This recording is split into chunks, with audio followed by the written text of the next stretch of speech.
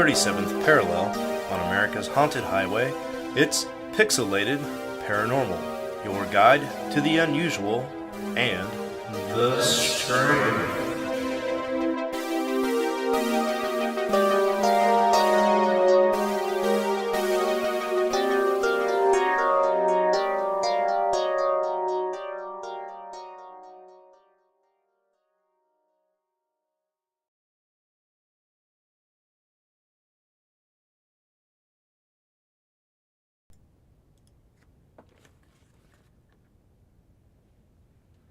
Well, hey, what's up, everybody? Welcome back to another riveting episode of Pixelated Paranormal. This is episode 297. I, of course, am Sean, and I finally found it. The NECA creature from the Black Lagoon. Super stoked about Fucking nerd. that. And I also, speaking of nerdism, got a brand new Space Invader tattoo on my bicep to go on my video game sleeve. And with that being said, with me as always is Preston. Presto, buddy, how are you, sir? What's up, all you cool ghosts and goblins, you crocodines and crocodingos, you skeletors and skeletons? I'm doing alright, you know. Laid some carpet the other day for my son. I'm old, so my back hurts, my legs hurt. You ever see the movie Basketball? Yes. Okay. So Yeah. that saying has a whole different connotation. Yeah. Hell yeah, man. Yeah. He just about got his room finished, or is it finished? No, it's finished. So Nice. Very cool. he's next door, probably like, Dad, I can hear you podcasting. I'm trying to sleep. Right. Banging on the Same here. walls. Lazarus says he can't hear me.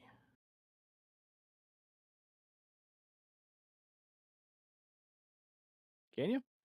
Yeah, because I got YouTube playing in the background right now, and I heard your sweet honey butter voice. Weird. Okay. Let's see if that's any better.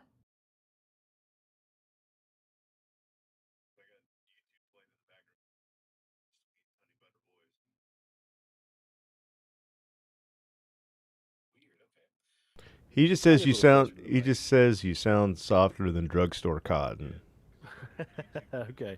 How about now? Let's see if that's better. I was sitting back from the mic a little ways. Sean Well, just on this doesn't. special do- episode, Sean just we're doesn't gonna like be- to crack a lack in the mic. That's all. I am talking a little quieter tonight. That's okay, though. So, on this episode, we're going to be talking about animals that don't belong, getting back to the cryptids, especially those found in Congos, with a keen focus on potential dinosaurs. But before we get started, Preston, I cut you off with all that. Do you have anything else to say? No, dude, I'm fucking old. My feet, my back hurt, my Right. knees hurt. Dude, I can't be doing this shit anymore.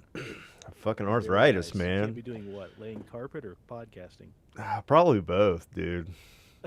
I don't. So I left this morning. Like I got up. I was so fucking worn out and tired. I got up to go take wee man to school and got in the car. Got halfway down the road. I'm like, fuck, I can't see. Like, why the fuck is everything blurry? And I'm like, oh yeah, because I left my fucking glasses on the coffee table.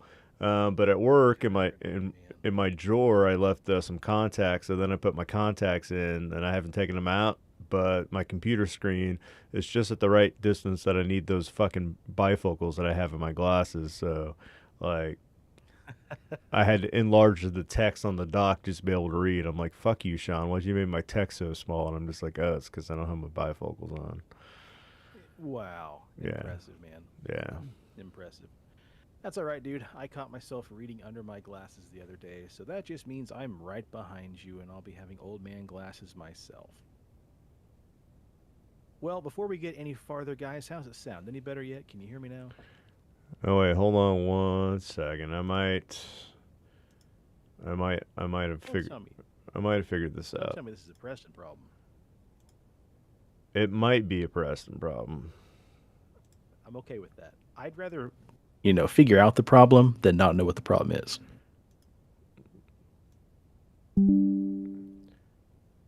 How about now? Let's see. Survey says it is. Bingo! There it is. Haha, okay. It was a Preston problem. the whole time. It was actually a Discord problem, is what it was. Oh, really? Interesting. Yeah, Okay, cool. I had the output volume in Discord turned down a little bit so your voice wouldn't boom over Mm-mm-mm. my earphones. And I forgot that. Because of your old man ears. Yeah, yeah. So my bad. Hey, My all bad, right. baby. At least we got to figure it out. At least we got to figure it out, man. Okay, so back to it. We're going to be talking about animals that don't belong. Lazarus, you nailed it. We're going to be talking about Mokele-mbembe, the dinosaur of the Congo, as well as some other interesting creatures that just shouldn't be there, but might just be. And to kick things off, I got a couple fun stories about animals and cryptids that probably shouldn't be where they're found either. Up first, a farmer in southern Australia captured an animal considered locally extinct for over a century while he was trying to protect his chickens. Photos that he. So apparently, Frank Pao Ling Sai, a trout farmer in Beachport, South Australia, heard a panic coming from his chicken coop, rushed outside to see what it was early in the morning back on Tuesday, September 26th. And inside the coop, Sai found a spotted creature and a dead chicken. He went on to say that he had no idea what it was. He expected to find a cat, but found this little animal instead. Its furry brown body, long tail, and smattering of white spots made it appear to be some sort of long-extinct cryptid. Sai captured the creature in a plastic chicken cage, and he took photos and shared them in hopes of identifying the animal. Wildlife officials identified the animal as a spotted-tail quoll. The National Parks and Wildlife Service of South Australia told the news that this creature is about the size of a cat, yet it's a marsupial, with a cat-like shape but stronger jaws and a lot longer canine teeth.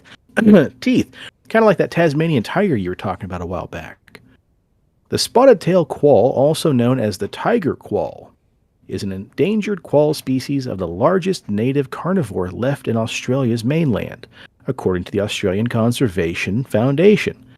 There's an estimated 14,000 spotted quolls left in the wild, and the last officially documented site of a spotted-tailed quoll in South Australia was back in the 1880s.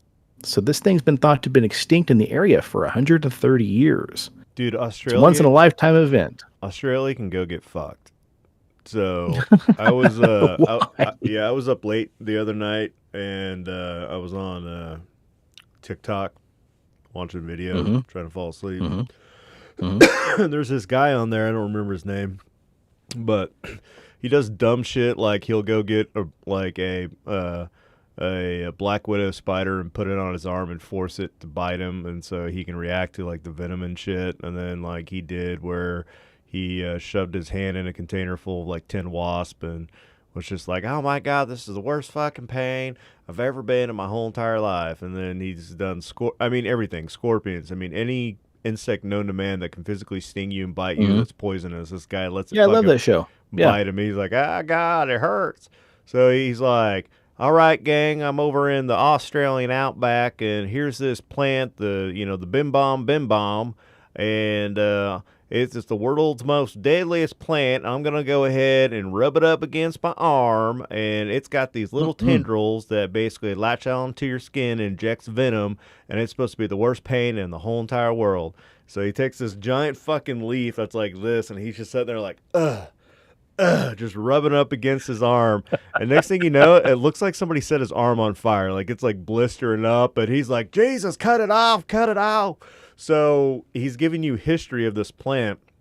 This plant is so toxic and so venomous that when the criminals got exiled to the island and they accidentally stumbled upon this plant and maybe fell into it and got it stuck on their head, the pain was so severe that a lot of them just took a gun and blew their brains out because they're like, you don't, you don't want to deal with this. And I'm just like, so you have spiders the size of like small kittens that are poisonous. You have snakes out the wazoo that are poisonous. You have this fucking thing that you just talked about. You have the Tasmanian tiger, and you have the world's most dangerous venomous plant that makes you basically just want to blow your brains out because the pain's so bad. Australia, go fuck yourself. No, thank you. All right, mate. I thought I thought I had it rough, man. I think I'm allergic to juniper, so if I rub up against a juniper bush, I get hives. But Well, dude, this thing sounds brutal. let's not send your ass to Australia. Well, Australians are calling this a once in a lifetime event, and they say it's amazing to have something we thought was extinct turning up at our back door. The qual Sai originally captured managed to escape out and damage escape out a damaged corner of the cage, which, that's pretty convenient, although he did get photos, so we're going to give him credit anyway. This could temporarily be the discovery of a relic population. So they took some DNA to see if they could get the general origins of where the creature came from and exactly how old it might have been. Hmm. Fantastic stuff, man. See, I like that. Again, cryptids. They could be Bigfoot. They could be squatted qualls. Yeah. Well, I'm glad you mentioned snakes, Presto, because my next story is one that's going to give all of us the heebie-jeebies. I'm here to make your job easier.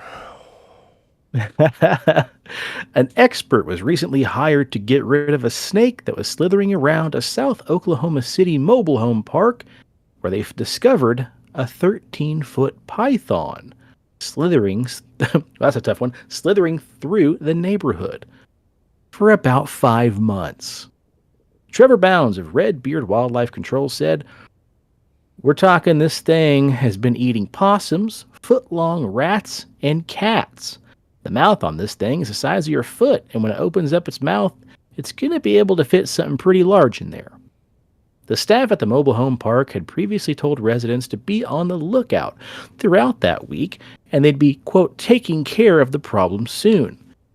A picture of the snake was then sent out by staff with a warning for residents to be on the lookout in case they saw it around the neighborhood. Experts say that more than likely the snake, of course, was a pet that either got loose or the owner must have let it out. Trevor went on to say, "The constricting is what can be the dangerous part. You can't have small children or pets going near this thing. That's why they should have been tackled sooner. Things could have gotten much worse."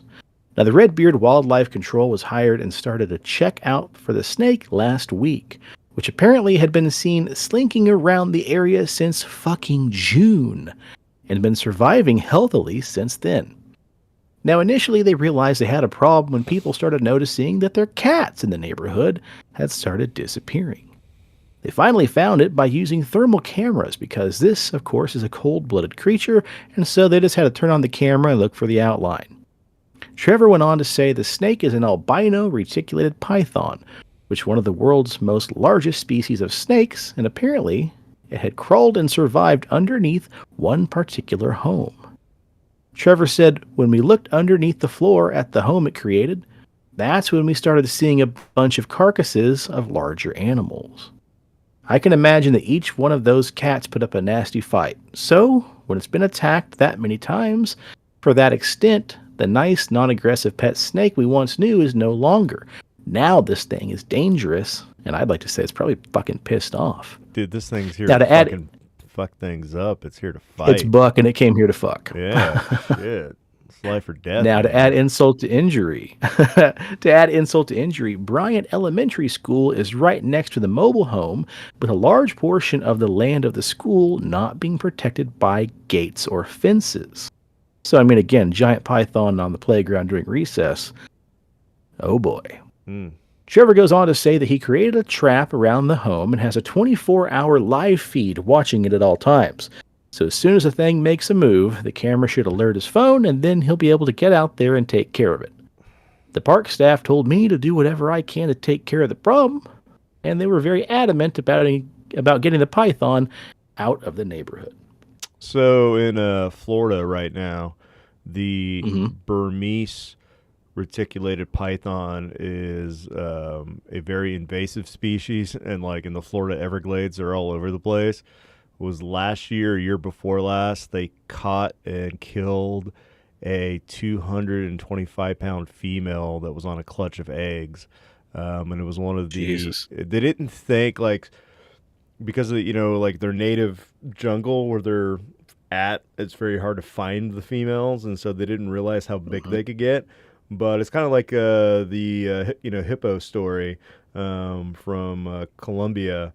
Uh, you know, like Yeah, we yeah. didn't think hippos would fuck that much, but we put them in a nice place where the temp's cool and they got lots of water, and then like all of a sudden you got hippos all over the place, and they're just like, oops, Florida is the actual perfect breeding ground for these giant fucking snakes that are now Mm-hmm. like they pulled like like parts of adult deer out of its stomach. Like this thing could basically take down and slowly munch on an adult deer, and they're like, Oh man. yeah, Yeah. man, it's okay for you know what? Just go ahead, be a responsible pet owner, and if it gets too Yeah. big, it's fine. We'll figure it out. Well, I don't think we mentioned it in the news segments back in July, but apparently, Presto, in your backyard, they discovered a 15-foot python slithering around Andover, which is just about 20 minutes east of me and pretty much like right square in your yard. So, of course, the local police department had to call the animal and wildlife removal company locally to get rid of that thing, too. And apparently they did discover it, and it has been taken care of. But holy shit, people, do something responsible with your pets. Yeah, That's just because fucking wild. like living out in the country, Mother Nature's already given me enough to deal with. I had like water moccasins, which are like a poisonous snake. I had that in the fucking duck coop the other day. You know, there's all sorts of like shit around here that can kill us that's living out in the wilds, and you know, you fucking irresponsible assholes with your pet pythons. Well, that's another thing too. There's that guy on TikTok that's like, "Look at me, I live in my mom's basement, and I got every single poisonous snake known to man that I ordered off the internet in some black Chinese market, and I put it in Tupperware containers. And oops a daisy, the snake got out the other day and scared my mama." This is why we have these news stories, because of people like you, buddy. Maybe, I don't know, you don't need a fucking like albino black mamba, king cobra, whoop-de-doop-de, like, stop it. Just stop. You're not a scientist. All right. You're a dude living in your mom's basement. You don't need poisonous snakes. Okay. Find another hobby. That's all I'm saying. Right. Well, dude, a couple months ago, well, hell, it's probably been a couple years ago, Shayla sent me a text message, and we had a little garter snake in our bathroom slithering up the wall between the wall and the baseboard that goes around the door. Oh. And she actually got a picture of it because she was sitting on the commode and happened to glance over and see this thing just slowly kind of making its way up. So she was terrified. I thought it was kind of funny, but also like, oh, shit, man, there's snakes in the house. These motherfucking snakes on this motherfucking plate. Right. Well, we're getting back to Preston's book, The Borderlands, and this time we're looking at more animals that don't belong, and we're going to be focusing on dinosaurs or something thereof. Preston, why don't you take it away on this episode? I mean, maybe dinosaurs. I'd also keep in mind that after we talk about this, like, this could have been the whole, remember Albrecht Dürer's rhino that we talked about in art school? Could be something similar to that, where it just misidentification. But I'm hoping, praying, I'm wishing that it's the dinosaur. Anyway, Or the Loch Ness Monster. No, fuck that thing. In a world where dinosaurs have apparently, the Loch Ness Monster and Australia can both go get fucked together. Okay, how about that? In a world where dinosaurs have apparently mastered the art of hide and seek, we find ourselves captivated by the tales of lost worlds and prehistoric creatures. Picture this. Deep in the rainforest, right on the equator, there are reports of whole colonies of dinosaurs still hanging out, doing dinosaur shit. And no, this is not the plot to the next Jurassic Park movie. This is real life, folks. It's happening. The adventure begins with some curious native rock drawings depicting long-necked animals. And if that wasn't enough, a French priest named the Abbé Poyart stumbled upon a 3-foot-wide claw footmark 7 feet apart during his journeying through the Gabon. Fast forward to 1913, when a German expedition ventured into the Congo and stumbled upon the Lakula area. They were greeted by locals who came to them with reports of a strange, unbelievable creature, roughly the size of an elephant or a large hippopotamus, with smooth, brownish gray skin, a long, flexible neck, and a gaping mouth that had only one tooth. and some reports even claimed maybe a horn. This wonky-looking beast inhabited the water bed areas that welded together, forming the large rivers, and the local pygmies called this mysterious creature Mokele-mbembe. Close. Whatever. Mbembe. Mbembe. Mokele, my baby. Mokele, my baby. So, old Mokele, my baby, is this long-necked dinosaur-type creature that's been seen way back in the early 1900s by local pygmies. Oh, is it my turn again? Oh, so yeah, I just had a little Fucker. interjection there. After the war, reports of monster sightings in the Belgian Congo flooded in. Unfortunately, most turned out to be hoaxes. However, the excitement didn't end there. Stories started circulating about a hippopotamus-eating amphibious monster lurking around Lake Bangweulu in North Rhodesia. Yeah, that's right, Loch Ness Monster. This fucking African version ate hippopotamus. What did you do? Nothing. Who knew that these big old beasties had such a fearsome appetite? Now, let's introduce our hero, James Powell, a Texan herpetologist, and his trusty you're here. Yeah, trusty sidekick Roy McCall, a Chicago biochemist. They embarked on a cryptozoological expedition into the Congo in 1979. Assuming since it was the late 70s, it was probably like cocaine and LSD fueled, because he was a biochemist. Yeah. Dude, they were fucking toking it up. Anyways, they were armed with tales from the Fang people of Gabon about a creature called Ramallah. This creature, they were told, resembled the long-necked sauropod Diplodocus. And get this, it survived on local vegetables called jungle chocolate. Move over, Willy Wonka. With their hopes held high, Powell and McCall ventured deep into the jungle, hoping to gather more reports, investigate the swamps, and maybe even snap a selfie with the Mokele-mbembe, or another dinosaurian cryptid called Niamila. They suspected that these reports might be referring to the same creature. Talk about a dino-sized mystery. Call in Scooby-Doo and the gang, people.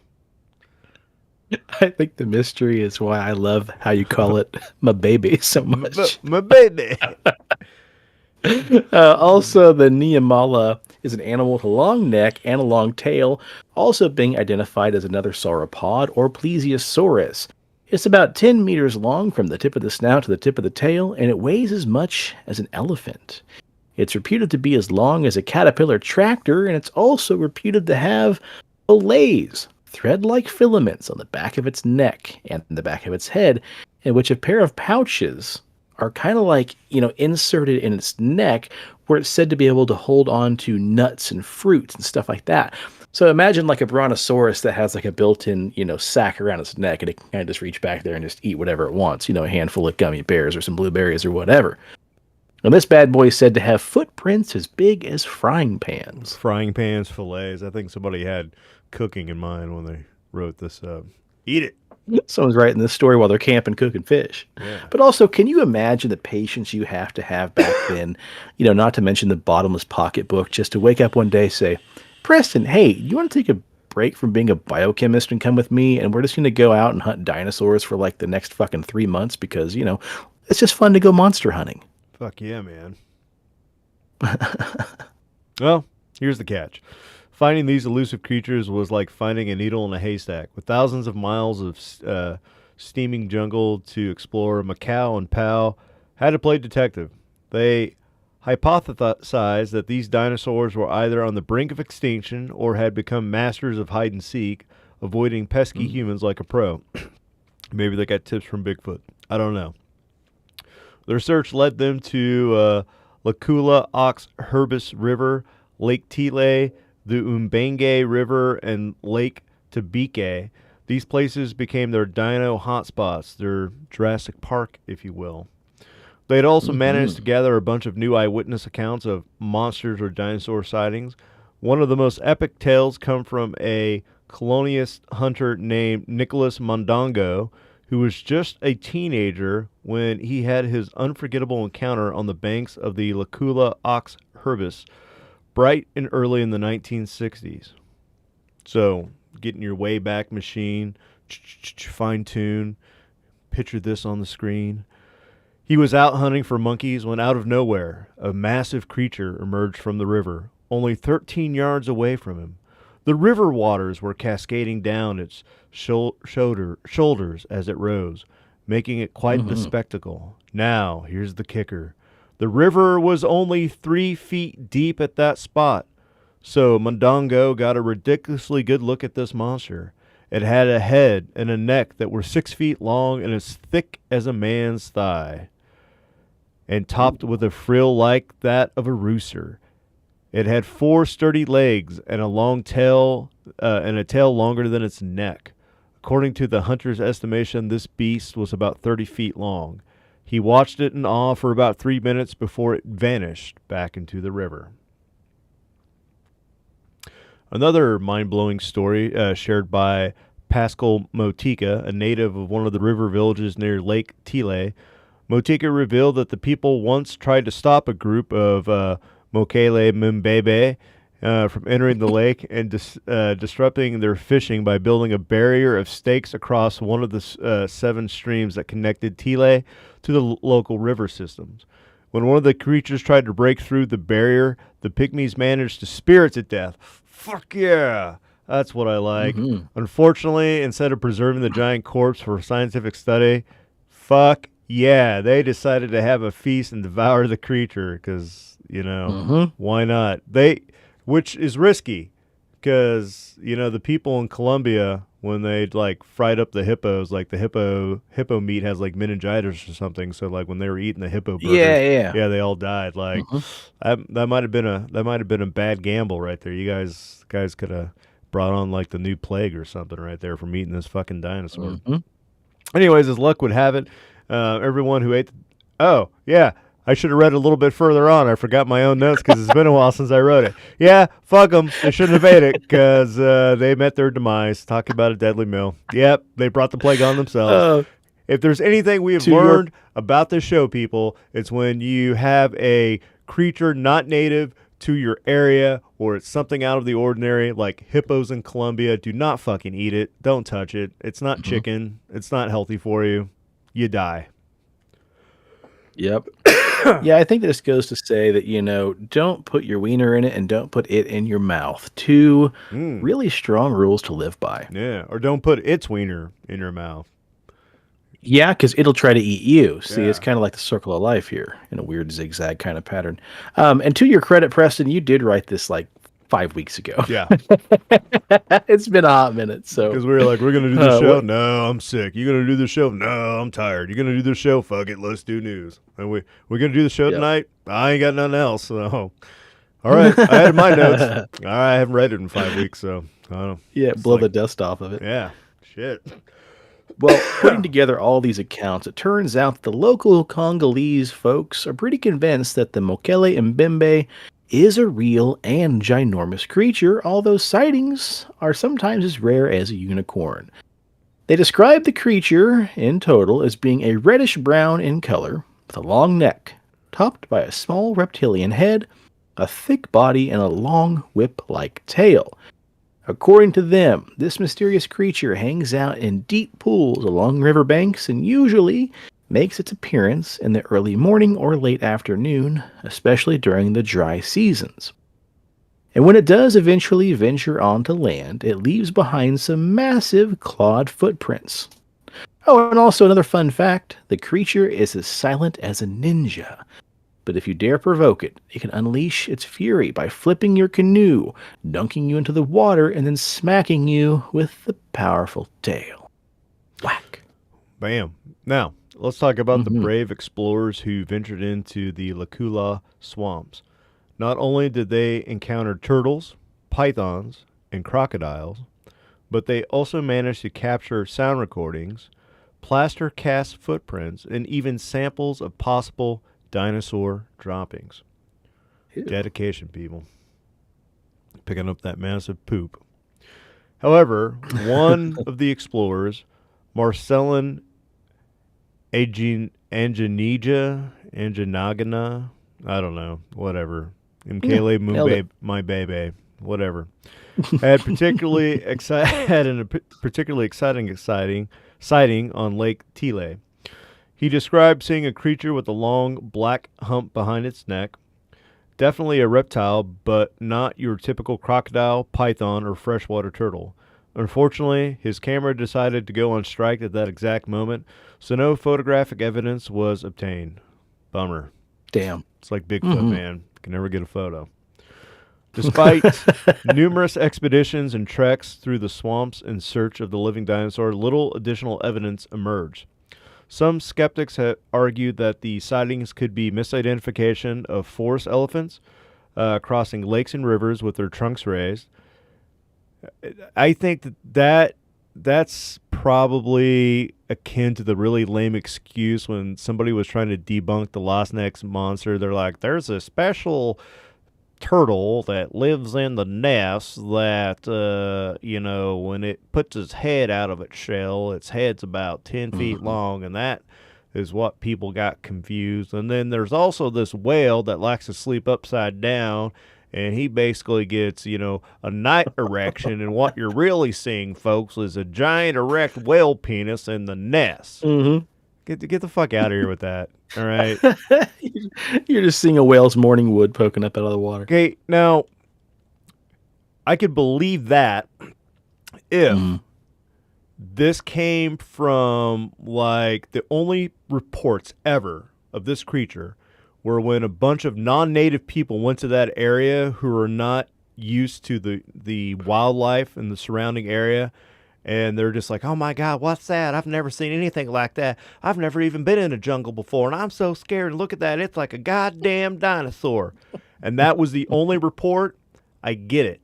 But a lot of these accounts are coming from people that have grown up in that area, and that area has been populated by tribes that have been there for generations, so they know what the fuck they're dealing with. They know what a fucking forest elephant looks like. They know what a fucking tiger, like a lion looks like. They have like special shit that they have to do when they want to get them pissed in the middle of the night because a fucking warthog can like come through the area and fucking tear their shit apart. Like, they're prepared. This is their home. This is where they live. They're not confusing a fucking forest elephant for a goddamn dinosaur. The Loch Ness monster is not an erect whale penis because he's like fucking having a wet dream in the middle of the night. Get over it, science. I think that every dream a whale has is probably a wet dream. You think so? They're in the ocean. Do you think they have a wet dream about? Do you think they have a wet dream about having a dry dream? Like, they just wish that they weren't wet, and that's what gets them off. Maybe. I don't know. They're These like, are questions that keep you I awake wish at this night, dick, this whale dick, wasn't so lubed. I wish it was dry like sandpaper. My whole entire life, I want to feel some calluses, and I can't because we're in water. Ugh, this sucks. That's disgusting. We digress. These are the things that keep you awake at night, aren't they? Yeah. That's why I have to watch TikTok sometimes before I go to bed because my mind won't shut down. I'm like, you think a whale gets tired of fucking in water? Like, I don't know. I mean, as a human being, if I want to, like, get in a pool and go at it, like, I get to have that experience, but a whale never can. A whale can only fucking water. How depressing is that? Like, oh, poor little whale guy. Like, let's get two of you little guys on land and let you go at it. Maybe give you like a breathing apparatus so you can feel what it's like. No.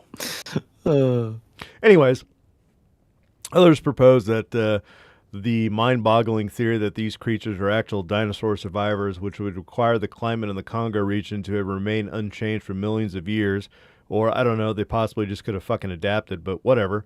And for these creatures to somehow have escaped extinction, predators, and even the notice of humans, it's like they've been playing hide and seek for eternity. But let's not forget about the people of the Lakua region. They hold Mokele-mbembe in great fear and awe. In fact, when an American traveler named Roy Nugent, I wonder if he's related to Ted Nugent, I don't know, caught a glimpse of what he thought might be the elusive monster from afar, his guides were so terrified that they pointed a shotgun at his head to prevent him from getting a close-up photograph. Yeah, yikes. It is clear that superstition run deep in the region, but let's not underestimate the knowledge and sophistication of the locals. They have had exposure to Western powers during the colonial era, and there are even educational projects by missionary groups. Plus, with the country's growing wealth, people from the interior now have access to modern capitals with all the bells and whistles like television, libraries, and university. So the days of assuming that the locals are ignorant savages are long gone. Hey, that's fair to say, though. I like that because, I mean, I think we have a kind of an unfair picture painted about some of these people, living in huts and so on and so forth. Yeah. Well, here's a little something that might make you raise an eyebrow. As some monster hunting expeditions face suspicion and difficulty in obtaining information, they've resorted to handing out wads of cash. Can you believe that, Presto? Some skeptics argue that this has led the locals to tell visitors what they wanted to hear, undermining the credibility of the few eyewitness testimonies for Mokele-mbembe. Money talks, my friends, but it might not always speak the truth. And speaking of the truth, physical evidence for the existence of these creatures is almost as scarce as a unicorn sighting. Wow, you guys like to use that quote there, don't you? Mm-hmm. So while the oral accounts are fascinating, there's still a waiting game for concrete evidence. In conclusion, the search for Mokele-mbembe continues to captivate the hearts and minds of adventurers and cryptozoologists alike. Whether these creatures are real dinosaurs or the stuff of jungle legends, one thing is for sure, the mystery and excitement surrounding them will keep us on the edge of our seats. Several thousand miles to the west, hidden within the impenetrable rainforests of South America, lies a treasure trove of mysterious creatures that could give even the Loch Ness Monster a run for its money. Cryptozoologists, those brave souls who search for the elusive and fantastical, have stumbled upon accounts of otter-like beasts the size of small cars, armadillos that could double as basketball hoops, and even apes that make Bigfoot look like a mere chimpanzee. But hold on to your safari hats because the real showstopper is yet to come. Enter Dr. David Oren, the fearless explorer of the Goleti Natural History Museum of Belem. I don't know. What do you think? You think I nailed that one? 9 out of 10, yeah. 9 out of 10. Fuck yeah, man. I like those odds. For the past 2 decades, he has been on a wild goose chase, or a rather monstrous beast chase, in pursuit of the legendary Mokele-mbembe. This creature whispered about the forest dweller of Mato Grosso, is said to be bigger and deadlier than anything else lurking in the shadows. While some cryptozoologists initially believed it to be an unknown ape, Dr. Oren has a different theory. He suspects that Mokele-mbembe is a surviving giant ground sloth, a distant relative of the prehistoric Mylodon that supposedly went extinct around the time of Jesus. Damn. Now, I know what you're thinking, though. Sloths? Aren't these things slow-moving, tree-hugging herbivores? Well, think again, because according to the accounts of Dr. Oren, he's managed to gather the Mokele-mbembe possesses a secret weapon that could make even the most ferocious predators cower in fear. Brace yourselves for this, folks. It has a scent-secreting gland in its belly, capable of emitting a stench so foul, it's earned the nickname, the beast with the breath of hell, among the rainforest hunters. So move over, skunks, there's a new odor champion in town. Despite its pungent defense mechanism, what'd you say it was called? Mokele-mbembe? I think you had it, Mokele-mbembe, yeah. Yeah. Has managed to evade capture thus far. However, Dr. Oren has obtained some intriguing evidence in the form of hair feces that he believes belongs to this elusive creature. With a twinkle in his eye and a DNA testing kit in hand, he hopes that these samples will finally provide enough proof to classify the Mokele-mbembe and unveil its true identity to the world. I don't think he's done that yet, so probably still bullshit, but whatever. Anyways, prepare yourself, ladies and gentlemen, for a tale of epic proportions straight from the depths of the South American wilderness. We're talking about encounters with serpents so massive, so fuck you, Florida. You know, second place over here. They make your average garden snake look like a measly earthworm. Buckle up, folks, because this is going to be one wild ride. So now we all know the Amazon is home to some pretty impressive creatures, but the anaconda might just take the cake when it comes to snakes. These semi-aquatic reptiles, known for their river hunting skills, can grow up to a whopping 30 feet in length. But hold on to your hats, folks, because that's just the tip of the snake-shaped iceberg.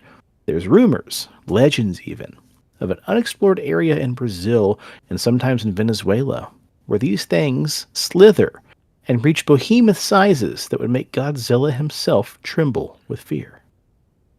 Now, I must admit it's not easy to accurately measure the size of living animals in the wild, especially when they're snakes. They coil, they undulate, they have a knack for making even the most seasoned explorer question their own eyesight. In fact, the untrained eye can exaggerate a snake's length by up to a whopping 100%. But fear not, my friends, for even if we discount the reports of living giants, there are still cases of dead snakes that have been meticulously measured, revealing lengths that would make a tape measure blush. Enter legendary British explorer Percy Fawcett, who found himself face to face with one of these colossal serpents during an expedition in 1907. Fawcett's canoe drifting along the Rio Abuena, deep in the heart of the Amazon jungle, when suddenly a triangular head and several feet of undulating body emerged from the water. It was a giant anaconda, and Fawcett wasted no time in grabbing his trusty rifle. With a shot that would make Annie Oakley proud, he sent a .44 bolt straight into the snake's spine, causing a commotion that rocked the boat like it hit a hidden rock. When the Indian crew reluctantly steering towards the shore, Fawcett and his team cautiously approached the beast. But let me tell you, folks, this snake was not your average garden variety. No, sir. No, ma'am. It measured a jaw-dropping 45 feet out of the water, making for a grand total of 62 feet in length. That's longer than your average school bus. And get this, the girth of this colossal creature was not more than 12 inches. Oh, that's like that's like a 1 footer there. Damn, that'll stretch out some stuff. Now, Fawcett, being the brave explorer that he was, attempted to cut a piece of the snake's skin as a souvenir, but alas, the beast was far from dead. Let's just say that it wasn't too thrilled about being turned into a fashion accessory. The sudden movement and pungent odor emanating from the snake, which we can only assume was its breath, left Fawcett and his crew feeling a bit queasy. They say the snake's breath had a stupefying effect, attracting and paralyzing its prey. Our fearless explorer, Percy Fawcett, was no stranger to controversy. His reports of gigantic serpents had skeptics scratching their heads, and to make matters even more intriguing, he mysteriously disappeared during another expedition in 1925. So he was the Sean. I don't know if you've read or the tales of the lost city of Z. That's that guy. Yeah, he basically, was like, I'm gonna find this fucking lost civilization of this giant white pyramid in the Amazonian jungle, and I want to take my son with me on the expedition and get everybody killed. Wasn't he supposed to be a Frenchman? I don't know. Percy Fawcett doesn't sound French, dog. Sounds English to Oh, me. my bad, dude. I skipped ahead a little bit to Sir J. Fucking idiot. God damn it. Bonacassi. My bad, baby. Yeah. All right. 1947 rolls around. Now we got our French guy, Sergei Bonacassi, a Frenchman with a taste for adventure.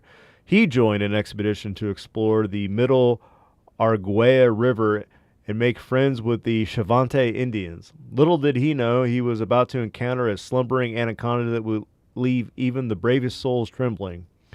With a volley of rifle fire, the beast met its demise, and the measuring tape came out. Lo and behold, the anaconda measured between a jaw-dropping 72 and 75 feet. Now, if they only had thought to snap a selfie and save this a snake bone for prosperity, talk about missed opportunities. And Sir Mix-a-Lot, eat your heart out, man. Oof. Yeah. So let's talk about these photographs of making the rounds in the Brazilian newspapers. So picture this, a head-on shot of a supposed 130-foot-long boa constrictor near Manaus. A snapshot of a 100-foot-long corpse drifting down the river. A giant measuring 98 feet killed on the banks of the river Nirgo. And last but not least, a snake allegedly 115 feet long taken down by a machine gun in a ruined fort. Oh man, that sounds like a really cool story. Like I can just imagine, like it's like Jennifer Lawrence and Anaconda. They're on a riverboat, but they had like a mounted machine gun on top, and they're like just blew that bitch apart. But yeah, sounds like something out of a B movie, doesn't it? It does. But alas, these photos lack a convincing indication of scale, leaving us wondering if they're just tall tales, or the real deal. But let's not limit ourselves to the Amazon. The Australian outback, because fuck you guys with everything else that you have, has its fair share of zoological wonders too. Thylacines, unknown marsupials, tiger cats, 12-foot giant kangaroos. Fuck that. Monstrous monitor lizards up to 30 feet long. Nope. Crikey. That's a whole lot of feature right there. And it seems like every unexplored wilderness on Earth has its own hidden treasures just waiting to be discovered. Damn, man. Yeah, like the spotted quail. Busting into your chicken coops. I really appreciated Fallout 76 because it included tons of different cryptids and monsters and stuff like that. And one thing they included was the giant sloth. I remember coming in contact with a couple of those with you while we played that game. And yeah. So, giant sloths have been around for quite a while as far as, cryptid lore goes. But, well, hot damn, man. So you're more team Mokele-mbembe, my baby, than you are Loch Ness Monster, huh? Yeah, I am. The only weird thing to me is a lot of times where this thing's being sighted, I don't know if you mentioned it in the story, I think we did. Sometimes those waterways are only like 3 foot deep. So this thing being as big as it is, what are we assuming? Like its back is just an inch underneath the water and it's just kind of slithering down the channels? Yeah. Fair. I also like that picture that you painted of this thing coming up out of the water and the water just rolling down its back and its feet just dripping off of it, like some kind of, Fabio taking a bath in the rainforest. And really, so, and the other thing to think about too is, I guess if you don't study like a lot of archaeology or you're kind of interested in that subject, so archaeology is kind of like, my other baby. Like I really love like, going on like YouTube and just watching like a 2-hour documentary on the history of, whatever tribe, whatever civilization, and, watching like people discovering these ancient ruins and temples and things like that. So in modern archaeology, like, we try to use a lot of satellites so that we can get aerial views of stuff. And even now, in like the Amazon jungle, that jungle, even if you think about like a square mile, like if you were just to zoom in using a satellite on a square mile, like in the desert, you could use a satellite and you could actually see the outlines of what buildings would be. You can see like 90-degree angles. You can see grid layouts. You can see where, how the terrain once held structures and stuff. So it's very easy to use in like desert terrain to use satellites to help aid in archaeology. But once you get to the jungle, you think about what a square mile is, you can't see shit. The jungle basically swallows everything. And when we think of Africa, like these aren't like the deserty part of Africa. Like this is not the Lion King, where we're talking the safari. Like this is like the think the movie Congo, like where Tim Curry and the Solomon's Mines and the big thick jungles. Like this area is so compacted with forests that something this large could easily, even in a square mile, you can't find it. And then there's like the terrain is so different in each part of that jungle. Like it's like marshy, it's rocky, it's so thick that you can't walk in it. And then you got fucking all these animals that are trying to kill you. Like you're not finding shit in there. So the fact that they're like, I don't know, I don't think it could survive, and how can we never find the body? It's a fucking thick ass Mm-hmm. jungle. You ain't finding shit. Are you gonna unless you go Right. get like, I don't know, like a fucking Godzilla sized weed whacker and start chopping shit down? Like, I don't know, maybe then, but no. Like it's elusive. You ain't gonna find it. God damn it. That's all I'm Right. saying. Fire Pixie, no, I am not checking my Grinder account or grinding my Checker account. I had a little bit more to talk about the Moppenguin, but I'm going to save it for another episode because there's a whole big venture that kind of goes on a whole like left turn from the creature we're talking about being a sloth into some other kind of creature as well. So I was wanting to make sure like if it was worth delving into that right now or waiting until another episode. So I'm going to save that because there's a lot of fun stuff, but it's already getting, close to an hour here. So I don't want to go much farther than that. Well, cool, buddy. I'm sorry that we sat on that episode for so long, but I'm glad we finally got to scratch that itch, man. And then I got the next chapter you told me to do. I haven't started yet. I don't even You're remember. fine. I don't remember what it was about. Like the title doesn't actually. I started reading it. I'm like, wait a minute, because it's called like the Reign of Frogs, and it's talking about Mhm. like wolf children and like black-eyed kids and shit. And I'm like, wait a minute, what the fuck does it have to do with fucking frogs? Like this makes Yeah. no sense. Like where the wild things are makes sense because we're talking about being out in the Yeah. jungles where the wild things are, right? And I'm like, I don't know. Mhm, Maybe he's gonna like surprise me halfway through and be like, oh, Reign of Frogs, like frog people. The Queen Elizabeth is the reptilian. Like, I got you, bud. Yeah, Jesus. that's where it is.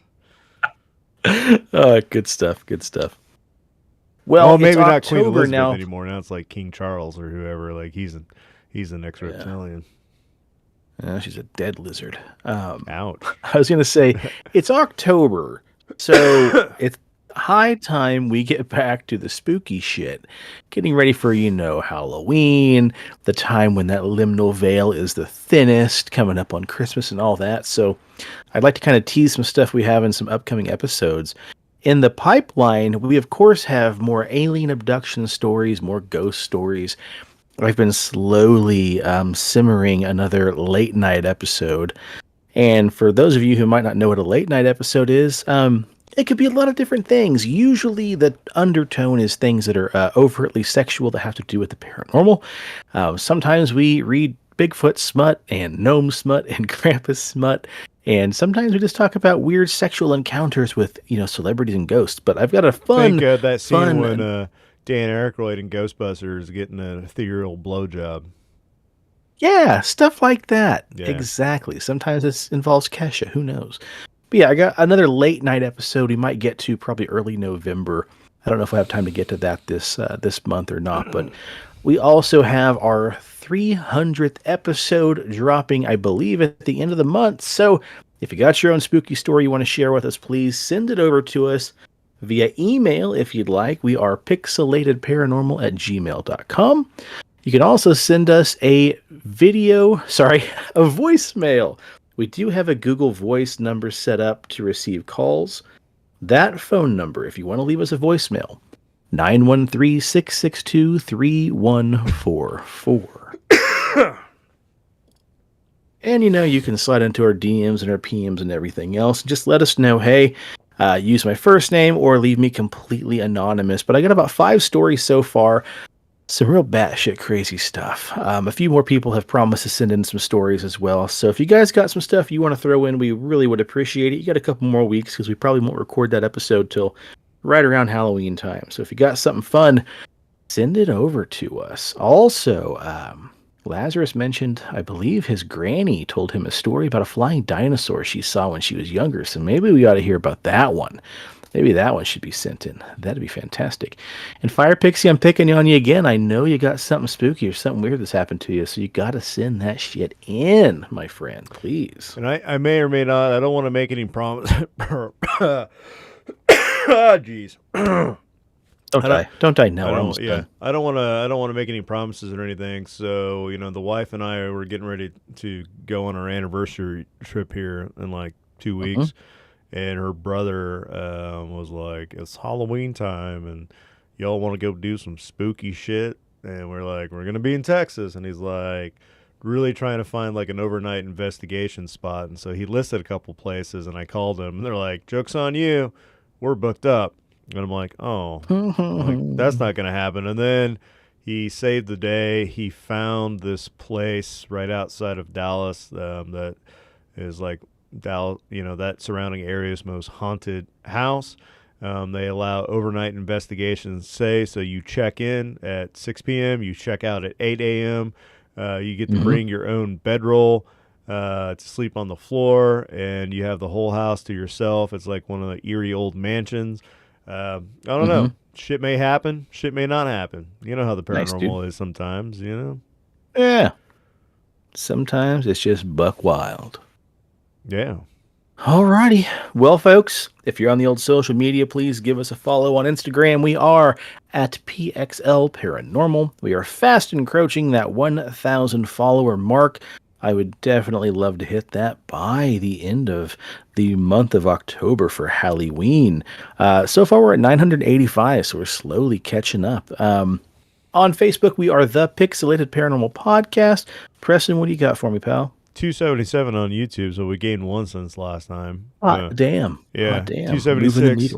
Moving the needle, bit by bit. So look, if you're watching us on YouTube, you like the content, that green little Bigfoot come splurt down at the bottom of the screen says like and subscribe. You should probably follow those directions and like and subscribe and share with all your friends. We're still at like only 10 followers on Rumble, but we're getting the fucking views on Rumble, and people are liking it. They're just not following the fucking directions and liking and subscribing. But, that's okay. So we're getting there. Yeah. Sometimes folks like to just be little voyeurs, not commit to anything and just show up. I'm kind of that way too. I'm kind of a free agent. Yeah. When it comes to those things too. So I know back when we were doing the beard circuits, a lot of people were like, hey, you guys want to join this beard club and that beard club? And we were both kind of like, we're just going to show up and like promote the podcast and raise money and then kind of sneak out the back door. Yeah. I mean, I guess if you're watching it and you're enjoying it, it's cool. I don't really care. It's not monetized anyway, so it's not like we're gaining anything from it. I just like to feel like you're showing us love when you like and subscribe. Like, I like you guys so much, I'm going to like and subscribe so I can get all the notifications on when you motherfuckers are live. But that's cool. Let's go. Yep. Look, and if you need a beard, if you want a beard, if you want to grow a beard, see, here's the problem. If you don't have a beard, or if your beard is all like gangly and gross, you probably don't have any body late at night in the wee hours when you're supposed to be making romantic time. Grab you by the face and slowly pull you in and say, Mokele-mbembe, all sexy like. And if you want that to happen, the only way is to slather a little bit of BigDobsBeardBomb.com in your beard. He's got scents like bay rum, fresh, citrus, mint, classic, and sweet tobacco. And because we love Dobbs, and Dobbs loves us, he even gave us a promo code so you can get 20% off your order. PXL PARA gets you 20% off your order, and you can put that shit in your beard and it'll be smooth, it'll smell good, and let me tell you what, fellas, the ladies will grab you by the face and say, Mokele-mbembe, and the magic will happen. It will. Trust me. Get it all. Get it at Dobbs. I love how you just grab a hold of it and just spin it around. Yeah. Just spin it right around. Yep. I can appreciate that. If you're in the Wichita area, please stop by and see our friend Leslie and the rest of the gang over at CD Trade Post, Pawnee and Seneca. Also, if you're looking for a nice little bite to eat, check out our friends over at the Paranormal Egg Experience food truck, and also check out paranormal.cafe. All right, with that being said, I'm going to raise a little bit of this Pretzel Day Stout I got from 903 Brewing, and I'm going to say cheers to the weird shit in the world and those of us that love to talk about it. And stay spooky, and stay on the paranormal highway. The cast at Pixelated Paranormal would like to thank you for listening to this week's episode. Pixelated Paranormal is here to tell you tales of the fantastical, the strange, the unknown. Tales that will move you a little further down the paranormal highway.